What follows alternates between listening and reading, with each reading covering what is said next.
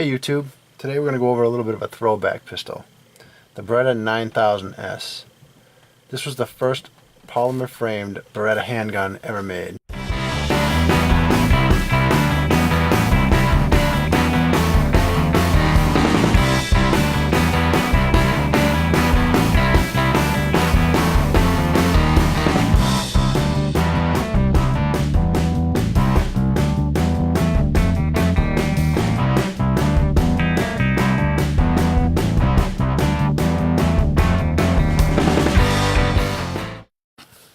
Some quick stats on this gun. It's 4.8 inches high when this is folded up.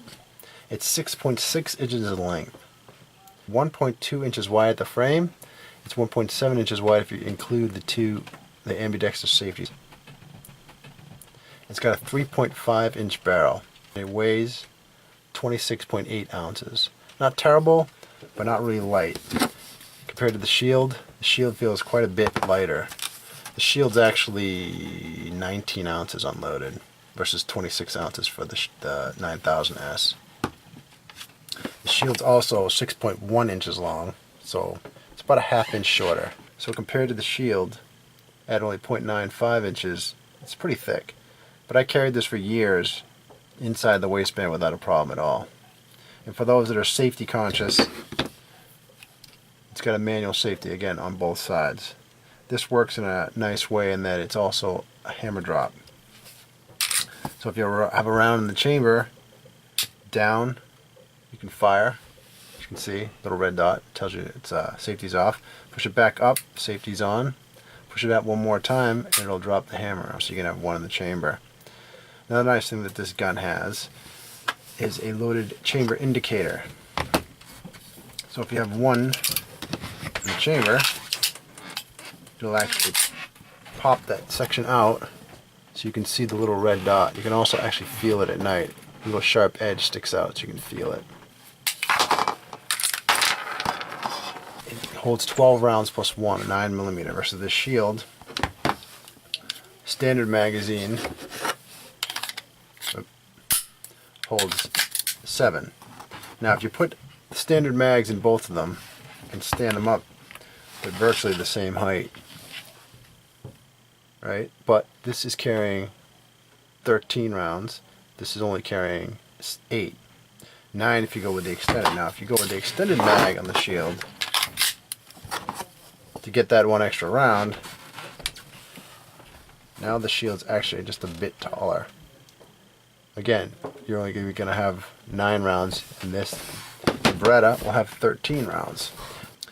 The 9mm version, you can get an extended magazine. It'll take the 92F model 15 round magazines. You just have to buy a little adapter down here so it extends the grip, and you can use the 15 round mags. So you can carry your standard mag with 12 rounds and then a backup mag with 15 extra rounds.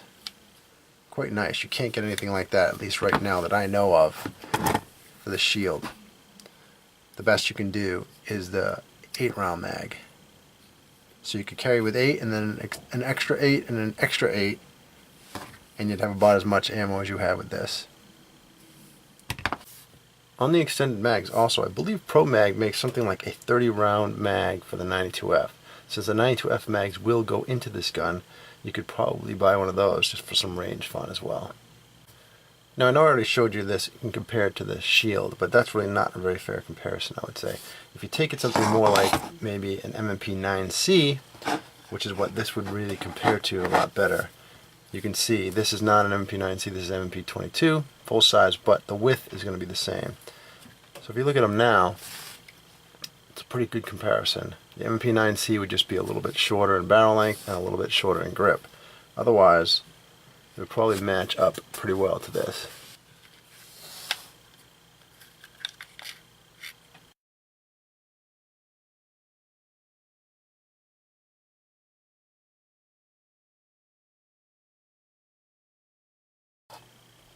Now there are actually 4 versions of this gun made. 2 in 9mm and 2 in 40 Smith & Wesson. The 2 different variations you could get were double action, single action, which is what this one is with a manual safety, and then you could get it with double action only and no safety. You can get it with a base plate with a pinky extender, or you can get it with a flat base plate. It comes with two. This one, when you're carrying it, you can have this flipped up, and typically it would stay flipped for me. But when you go to draw the gun and go on target, this will flip down so that you can get a full grip on the gun. One thing to note about the 40 version of this gun, it would only hold 10 plus 1. Again, the 9 holds 12 plus 1. Now, some of you safety conscious people might actually look up the 9000S, and the early models, especially the 40s I believe, where there was a recall on them, where that the decocking mechanism didn't actually function properly, and if you dropped the hammer on a live round, the gun would accidentally fire. So those were all recalled and taken care of. I actually had, I believe, a 2002 model 40 Smith & Wesson, and I never had a problem at all. One of the complaints that I've read a lot about was manual safety and decocker being too hard to move without using two hands. This model is very easy to manipulate. The trigger on this gun is not the greatest, but it's not terrible either. In double action mode, it's got a little bit of take up, and then a reasonably long pull, but it's pretty smooth, and then a pretty nice break. Single action, which is what it goes into once it's fired the first round, pretty quick reset. You saw that, and then very nice break. So fast reset, nice break. I would say that trigger is pretty nice. You can also obviously pull the hammer back, and that's the way I would carry it. I used to carry it hammer down, safety on, draw it, cock, and swipe, and then you're ready to go. Now to break this gun down, it's pretty simple. Push the little post in the back. It relieves tension on this takedown lever. Rotate the takedown lever to 90 degrees, and this slides right off. And there's your typical semi-auto handgun. Take the spring out, recoil spring, take the barrel out. Reassembly is the opposite. You have to make sure this is sitting right in the center of this gun, because this one's more sensitive than others that I've seen. Make sure this is back down at 90 degrees. If it rotates up, it's never going to go back together again. When you put it back together, that pops back into place on its own.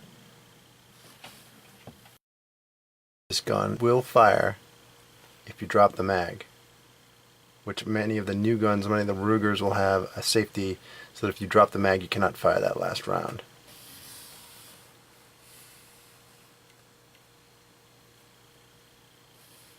The way this gun was designed, there was not a lot of gripping surface to pull that slide back. I never had a problem with it, but some women who are forced to, just use the thumb and forefinger, that's really all you can get on that grip, may have a harder time racking this. It's not really stiff spring, but it could cause some people with weaker hands a problem to rack. There's not, the way it's rounded and curved all around here, makes for a nice carry, concealed, but not a lot of room to grip because of that design. Now, if you shop around a bit, the 9000S can be had for in the $300 to $400 range. I've seen some people as high as $500, but that's a little bit ridiculous. I walked into my local gun store recently, rather large gun store, and there was one for $325. Very reasonable. It was in nice shape. Didn't look like it was worn out or anything. Shop around, you can find one for a decent price. The Beretta 9000S, a nice, used, quality handgun that you can get in the $300 range.